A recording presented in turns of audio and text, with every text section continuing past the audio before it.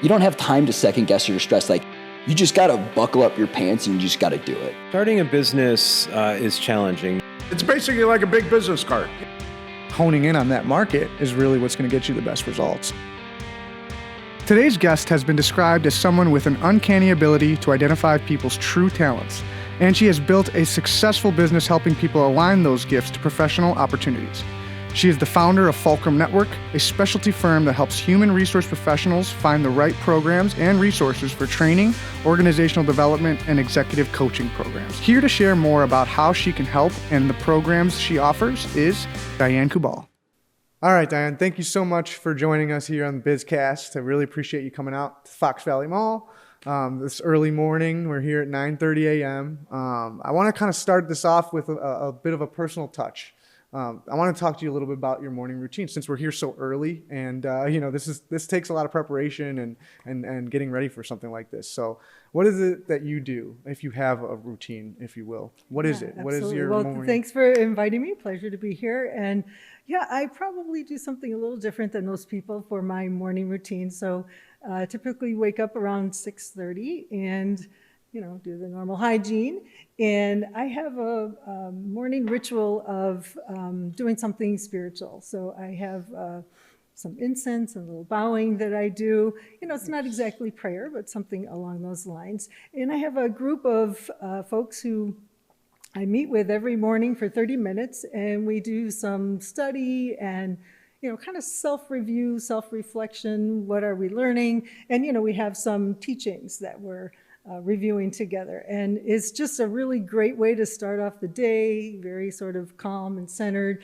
And then I dive into my business and it's go, go, go. Awesome. That's amazing. So a little bit of spirituality, a little bit of camaraderie, a little bit of, one-on-one, with your team and whatnot. Would you say that really affects productivity? That helps you kind of push through the day? Well, I've been doing it, actually started in March of this year. And so I do think it impacts my productivity. I never really thought about is that, how it's helping me. Mm-hmm. But I do think that is assisting me to be more productive. Absolutely. Yeah. And I mean, if you're running a business, that's your main priority, right? Just become more productive and be efficient in your business. So a morning routine, I think it really helps establish that and, get things going. Start your day. Yes. So thank you for sharing that with us. I'm sure, a lot of the listeners and people who are watching this will benefit from, different techniques that they can use for their own, personal lives. All right. So let's start with your business, Fulcrum Network. Yes. Takes a unique approach to corporate training in general. So tell us a little bit more about that approach and what it is exactly that Fulcrum Network does. Sure. So really, there's two things. In terms of the learning and training piece, before COVID, there were really two ways that people did training in corporate America. One, they got people to go into a physical classroom and they would spend a half a day or maybe a day or a couple of days learning whatever they needed to learn. Or maybe it would be done online. E-learning, they'd be by themselves. Just not very engaging things, just watching videos or reading. And now there's something we call virtual learning. And virtual learning is where people are typically together live in the physical or live in a virtual classroom, on Zoom or Microsoft Teams. But you can't really take a half a day or a full day of content and have people sit there for 4 hours or 8 hours on Zoom. And so prior to COVID, we started something called experience-based virtual learning, where I've identified 30 different methods that you can use to make your virtual learning more engaging and experiential. So if you think about learning on a continuum, one side we have this everyone in the same place at the same time, like on Zoom or Teams. And then the other side is this self-study, self-paced e-learning, you're by yourself. But in between the two ends of the continuum, I've identified 30 different things that you can do to make it more engaging, experiential, and what we call in the learning field, sticky, which means the learning sticks. People are changing their behavior and improving. So some of those kinds of things are, for instance, there's a social community. So someone might be still watching a video, reading an article, maybe applying that information to themselves through a downloadable worksheet, and then they're going to post something that they learned to this community. And the participants are all posting and commenting on what each other is learning. Another thing that we do, since you can't take a half a day of content and stick people on Zoom for 4 hours. It's not that you can't, but people do it. Inhumane, maybe. Yeah, the learning folks, the people who are learning don't like it. So they tune out, they start to get on their cell phone, they're doing other work. You can tell they turn off their cameras, etc. So we typically do a learning journey, which means you take that half a day of content and you spread it out over time. So let's say you spread it out over a week. You have Monday, Tuesday, Wednesday, Thursday. They're learning 30 minutes of content each day. And some of that, as I mentioned, might be worksheets, self-reflection questions, posting to the community, written coaching feedback and questions between them and the facilitator or their coach. And then on the last day, Friday, there would be a live 90-minute virtual session. So that's where they're interacting live with their peers. So they're still getting that half a day of content, but we're spreading it out. And, the truth is people don't learn, in one fell swoop. They call it sheep dipping. So, the sheep in the herd are sick, right? Mm-hmm. And so or maybe a couple of sheep are sick, but you take the whole herd and you dip them in the solution, right? And they're supposed to be cured. And you're done. Yeah. Well, you try to do that with the employees, right? You send them all to the training. You think that's going to solve everything, but it's not, because you need the support of the manager and the reinforcement of the training. So one of the things we do is we give the managers a coaching tip sheet. And we tell them, here's the objectives of the program. Here are some questions you can ask your employee to reinforce the learning and support them. Maybe they'll set some goals and an action plan that the manager will continue to follow up on. So I could go on forever on that. Yeah, of course. Yeah, it's really fascinating. I mean, it's really cool what you guys are doing, and kind of changing the training atmosphere when it comes to corporations, and yes. Just being different in that sense. And it has a lot to say with this current climate for the pandemic, being in a pandemic currently. I know that this is something that you started before pandemic. So tell us a little bit about that. Like, yes. What made you kind of innovate in this way before even things started going into that digital direction? Yeah. So before COVID, in the past 20 plus years, I've been also a talent broker. So Fulcrum connects our clients, corporate organizations, with consultants who do learning and organization development consulting. And so I've been this talent broker. And several years ago, I realized, I know something about talent. Maybe I should do something with this content. And I decided that I would create a course to help consultants identify their natural gifts and talents, how to articulate that, how to brand that, and get it out there in the marketplace. Wow. And so I created this program called the Essential Circles. And I thought, I don't want to be traveling all around. I have kids, so I want to make this virtual. So I took a course, and it was about how to make your product experiential, make it virtual, online. And I loved it. And I thought, this is just the next phase of what training needs to be. And I went out to LA to this conference, and I had this vision that this is what corporate America needs. And so I invited all of the consultants in my network, because I have a couple thousand of them. And I said, you guys need to take your content and turn it into this kind of course. And you need to sign up for this course that I took. And I got 8 people to do it. Not one of them came out with the course. And wow. I thought, okay, well, this is more of a B2C, business to consumer model that I learned. Mm-hmm. I was able to make the translation for B2B, but I think the consultants needed help with that. So I thought, you know what, I'm going to help them do this. And I created a course called Transformed Learning. And it's to take your content that has been done in the physical classroom, and it could be consulting or coaching as well. Mm-hmm. And I help these consultants now in my network convert it, and they put it onto our learning experience platform. Interesting. Yeah, so with the advent of COVID, people started to need different ways, because they just jumped into, okay, we're going to turn it into a webinar. We're going to talk at them for 2 hours or whatever it might be. And so COVID has really launched the interest in this approach forward, I'd say a few years. So that's been pretty exciting. It's not something I anticipated, but yeah, I'm very happy about that. Yeah, so it's like you were way before your time in that sense, getting, and starting in 2017 with virtual learning, and when that it was really kind of unheard of at that point. I mean, Zoom really was even that popular in 2017. Of course, when the pandemic hit, then it just kind of blew up. But it says a lot about the current climate that we're in right now, and those adaptations and what we need to do in order to continue to grow in our businesses regardless of the circumstances. So it's really cool to see that you started that even before things got ugly, I guess you can say. Yeah, well, before that, people were like, "Oh, this is great, but we're not ready." Yeah. And it was easy to say that, but now they have to, right? Yeah. So back to like the virtual experience that you mentioned, and the experience that you provide for these trainees, that are taking or that are part of this network, essentially.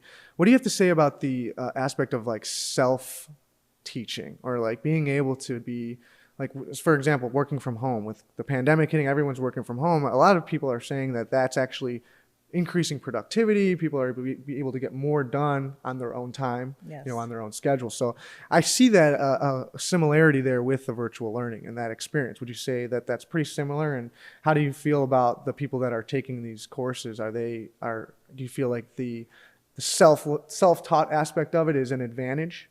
Yeah, I think that learners today want to learn in their own way and in their own time.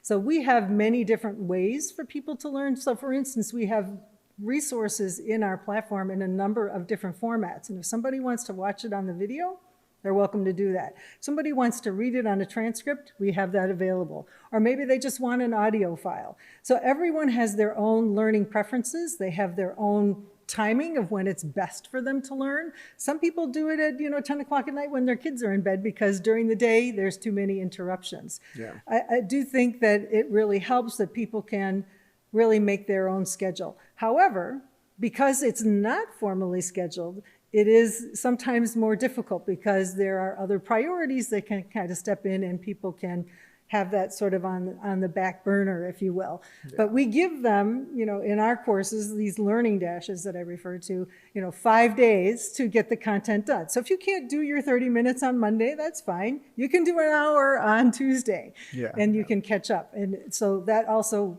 is, very flexible. I think that's what people are looking for. Absolutely. Yeah, this flexibility in this time right now is huge. I mean, if you're working from home and your kids are not in school, for example, or things like that, it's beneficial to be able to do things on your own time when you have the time. So I think that's a huge aspect, and it's super beneficial. I think it's really good that we've taken this shift. It's kind of one of the positives of the pandemic is, creating these virtual platforms and these virtual experiences that allow people to be more self-sufficient and less relying on their boss or their company to give them this information and for them to retain it and things of that nature.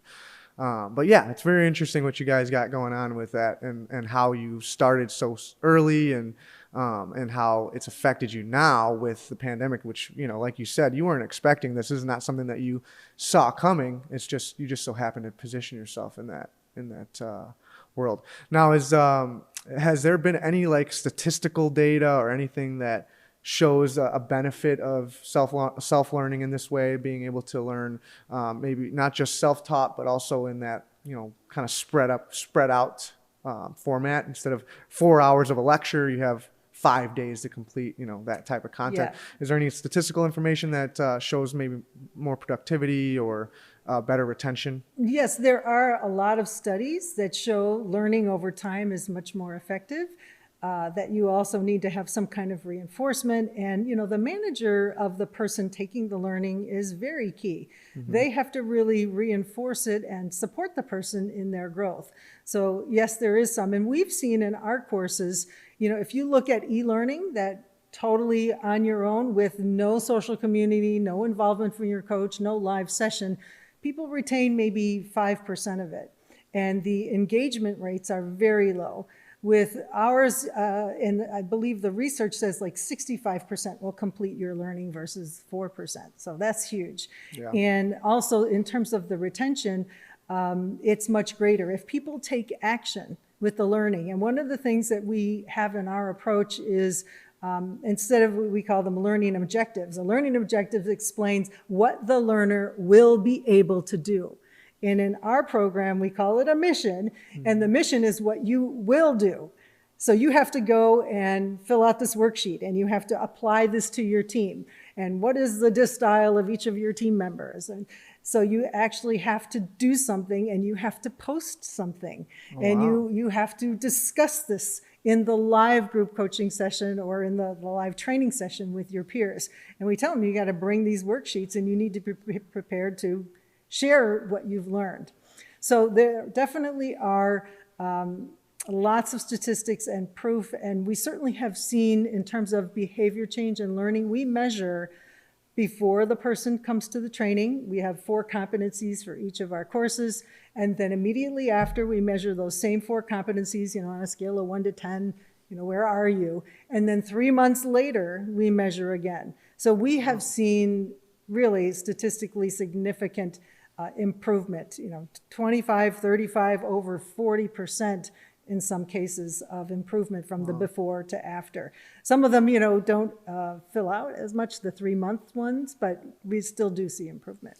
Awesome. Yeah, it's great that you guys have something in place that can collect that kind of data, to really showcase what this is doing for people and their learning experiences. So that's really interesting. Now, another question I have for you is in regards to, corporations currently, there's an issue with hiring managers and training those managers. And I know you have a program, Modern Manager Series. I wanted to talk a little bit about that and how that helps improve getting managers trained faster so that they can, get right into their roles and start to train others in their business. Yeah, so we call it the Modern Manager Series because we now have a modern workplace where people, number one, are not all physically on the job, right? They're not on site in the office. And we have a either remote or hybrid environment. So managing in that way is totally different.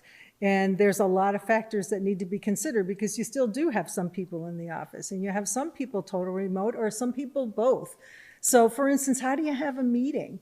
Is everybody going to be on their own camera? Are you going to have half the people that are in the office in a conference room and then the others who are remote on camera? Mm-hmm. And who gets to speak and how do you include those folks? And the folks that are in the room know and see facial expressions and different things that the people who are online are not seeing. So there's just a lot of factors just in how do you do a meeting, right? Yeah. Let alone trusting that people are working. So we have a number of courses, 6 of them actually. So one of them is called Best Practices for Leading Hybrid and Remote Teams. Another one is Moving from Bud to Boss. So if you are a new manager, how do you change those relationships where, they used to be somebody you'd, go to lunch with or complain about the boss to? Well, now you're the boss. Oh, I love that. Yeah, the whole dynamic for that person has changed. And that's a transition that takes some time. How do you earn the respect of your, direct reports now who used to be your peers? Yeah. We have leading with emotional intelligence. And this is so important now because when people are remote, with cameras off or even with cameras on, there's lots of things, lots of cues that you might not be able to pick up on. So you really have to be in tune and watch for those things. Mm-hmm. And relationships are so key now. You don't have the water cooler conversation. So how do you maintain connection with your employees? How do you have some of that more social camaraderie and team building when everybody's off on their own, doing their own thing? So that's the emotional intelligence. We have being resilient in the midst of change, growth, and uncertainty. Obviously, that's totally happening now, and it has been, and people are exhausted. I mean, just from being on Zoom and having meeting after meeting after meeting, I know I feel so tired. Like, why am I so exhausted? It's because of the, being online, on Zoom or whatever. So lots of changes happening, and how, as a manager, can you be a role model for, the physical health, mental health, taking a walk, having walking meetings? Maybe there are some policies that you said about, hey, you know what? Let's not text or instant message between 7 p.m. and 7 a.m. Not allowed, so that people really have a break. So it's dealing with those kinds of things in terms of resilience, which is just huge. Being empathetic to people's situations, not having daycare, sick family members with COVID, all sorts of things like that have to be addressed. And, we don't need to talk about change. We've seen plenty of that, right? Yeah. Even just thinking about when are people going back to the office? Mm-hmm. It was July, then it was September after Labor Day. Now it's, after the first of the year. So, and then deciding even like who wants to go back to the office. Do people want to stay remote? Do people want to do both? Exactly. Or do people do really want to get back in the office so they have that camaraderie again? And what is the company policy, and what are you going to allow people to do? So there's so many decisions and changes that are being worked on right now, so that people can kind of figure out how to make this new environment work. We also have having difficult conversations, and a lot of these now are not happening face to face. So how do you do that? And then lastly, building your leadership coaching skills. And so the whole coaching people, not just for performance on the job, but how can they assist them to grow and develop in their career? That's what employees are looking for. That's what the modern worker wants. They don't just want a job and a paycheck and good benefits. They want to be able to learn, grow, and advance their career. Awesome. Yeah, I love the name, Modern Managers. I mean, that sums it up. It really does. Things are changing, as you said. It's inevitable, and management is one of the key reasons why people stay or leave a company. So yeah, that's the number one reason people leave is because of their boss. And each of the courses that I shared with you use this experience-based virtual learning approach. So it's all these learning dashes. Awesome. And we have like 20 or more methods in each of those programs. Awesome. Yeah, that's really amazing what you guys are doing with managers in that realm, and keeping it modern and teaching people new ways. A lot of corporations are still doing this, the same old stuff that they were doing previously. You also have a one-on-one coaching program with managers. Can you tell me a little bit more about that and how you developed that? Yeah, so actually the one-on-one consulting that we do is around helping people identify their natural gifts and talents. And the program is called Career Essentials. And it's for anyone who wants to grow in their career. Lots of organizations use it for their high potentials. So we name and identify their talents. We look at how is their job aligned with their talents. And we actually come up with a percentage of alignment. And then we do, sort of a gap analysis. All right, well, if you are 60% aligned and you want to be 70 or 80, what do we need to do to increase that alignment? Because when you use someone's strengths and natural talents, they're going to be much more productive and much more engaged. They're going to love their job, and they're going to be contributing more to the organization. So that's something that we help them in growing their career. It's really about looking at what's the next step in their career, maybe the next 12 to 18 months. So we do that with job seekers, we do that with independent consultants, and then we do that with folks in organizations who want to grow. And we also have a coaching program with the Modern Manager series where we do that in small groups. So if an organization doesn't have 15 to 25 managers, you can do this in a small group coaching format with maybe 6 to 12 managers. And it's much more personalized and intimate. People can be more vulnerable, and they're sharing about their specific challenges as a manager. So we incorporate coaching into a lot of different programs and aspects of what we do with learning. Very interesting. Love that. So you've come from a lot of different corporate roles before starting up Fulcrum. Can you tell us a little bit about your experience with transitioning from those corporate roles to having your own business and maybe some of the challenges that you've had to overcome? Sure. Well, it's been a long time. I've been in business for over 20 years. But back in '94, I was laid off for the third time in my career. Wow. And I was just a master networker. I loved to get to know people and what they were good at. And I was actually the director of the job bank for a professional association. And, this is probably crazy to you, but back in those days, people would send in their self-addressed stamped envelopes to me. Okay. And I would take a copy of a job opening and I would Xerox it, right, or photocopy it. and stuff it in all the envelopes and mail it to those people. Because there Wow. was no guru.com, there was no Monster, nothing like that. Yeah. And so someone said to me, someone in the master's program that I was in at Loyola said, I'm starting a coaching business to help new entrepreneurs with sales. And I was just getting started as an independent consultant myself. And so she said, you are so good at making connections. You should get paid for that. And so she helped me to identify that was one of my talents and that I could do a business around that. And that's why it's called Fulcrum Network. This is a network of people that we know, that we connect people with.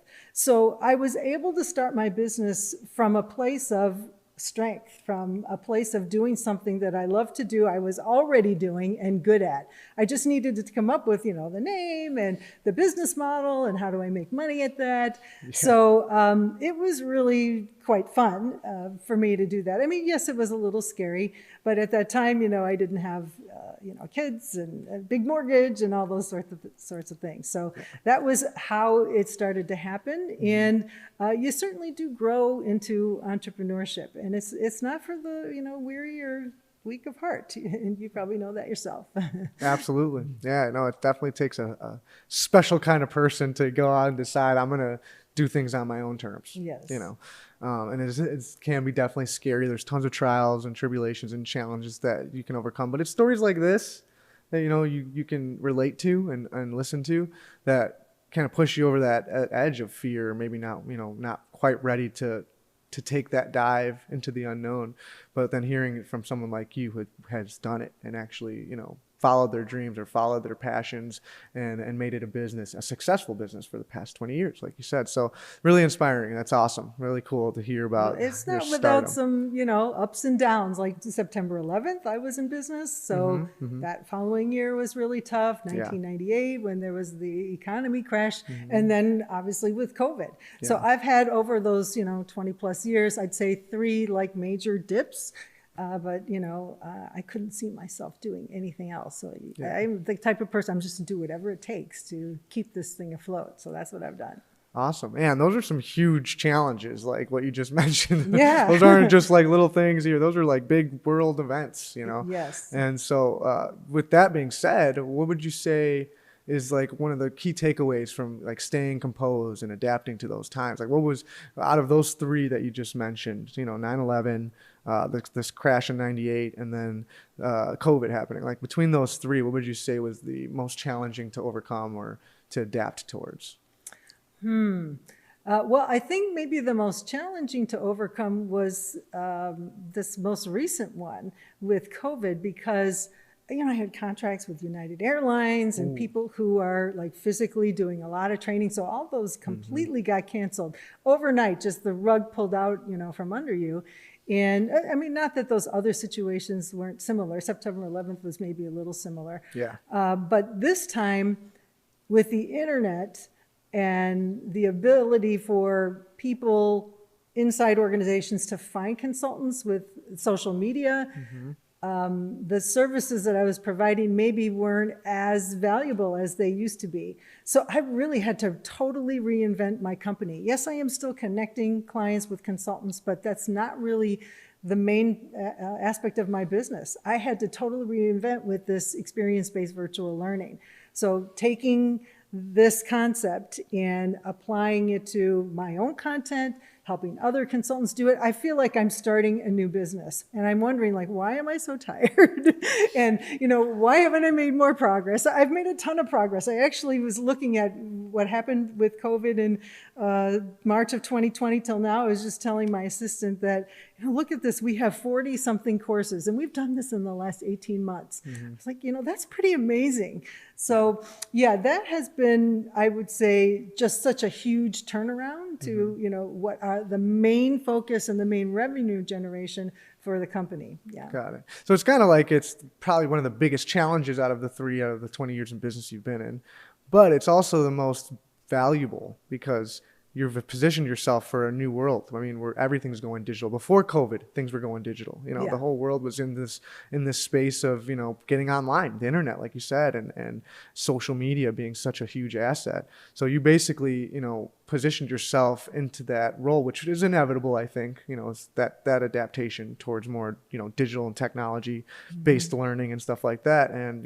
this kind of forced you to do that, but in a sense, you probably would have ended up having to do it anyways. Oh, absolutely. Yeah. So I'm so glad that I was ahead of it and that, I am kind of an innovator and a visionary in terms of those sorts of things. Yep. And it actually has been the most fun that I've had in such a long time, even though it requires a tremendous amount of energy and effort. And I'm a lot older now than I was then. Yeah. So maybe I don't have as much of it. Yeah. You seem like the type of person that likes a good challenge. Like that fuels you. Yeah, absolutely. It does. Awesome. Yeah. Yeah. And that's what we had to do this year or last year is, overcome that challenge and figure out what's the next steps and how to grow and how to, adapt to what was happening. And awesome. Really great stuff. I really appreciate you sharing that.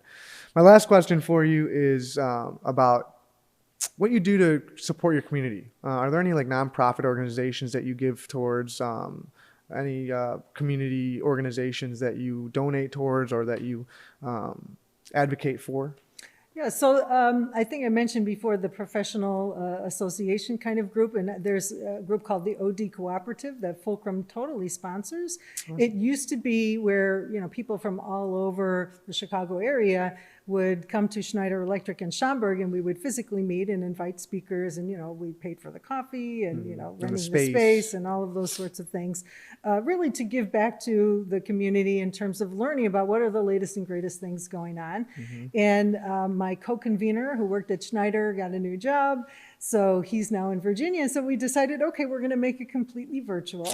And, we do all the latest and greatest methods, and, people love coming to our meetings because they're very engaging, and people do get, quite a bit out of it. So now we actually do that not just on a, local basis, but it's, I would say, national, international. We have people coming from, different places in the world to attend that. And then also my spiritual community definitely put a lot of time into that. We, do some vegetarian cooking and things like that. Yeah. So like a little bit of mindfulness, a little bit of health and wellness, all incorporated into all of it. Yes, exactly. Wow, that's awesome. That's beautiful. Well, thank you so much. That's all I have for you today. I appreciate you sharing all that stuff about your business and your story and how you've came to be Fulcrum Network and what you are now. Very interesting stuff.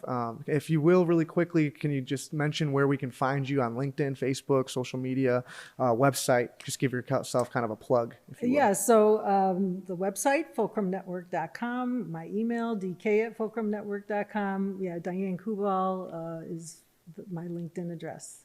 Yeah. Awesome. Perfect. Well, thanks again. We really appreciate you being on the show and sharing some of this knowledge with us and sharing what you do with Fulcrum Networks. And we look forward to, doing some more stuff in the future and continue growth and success for your business. So thank you. All right. Well, thanks for having me. Absolutely. Thanks for listening to BizCast, brought to you by Final Stretch Media and Amy Downing Media. Use the links in the show notes to connect with us on LinkedIn and Facebook. We'd love to hear from you.